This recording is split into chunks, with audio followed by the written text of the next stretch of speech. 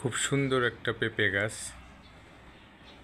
যদিও এটার মধ্যে পেঁপে ধরে খুবই কম, সম্ভবত নারী পুরুষ মিশ্রিত এই গাছটি। অল্প কয়েকটা পেঁপে আমরা খাইছি, তারপরও ভাল লাগে। সুন্দর একটা গাছ, ফুল ধরে আছে। শীতের প্রারম্ভেই 2-3টা পাতা মরে গেছে, আর বাকি পাতাগুলি এখনও সবুজ হয়ে দাঁড়িয়ে আছে। আমরা আসলে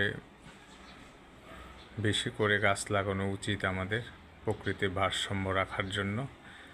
যেভাবে যত্রতত্র গাছ কেটে ফেলতেছে,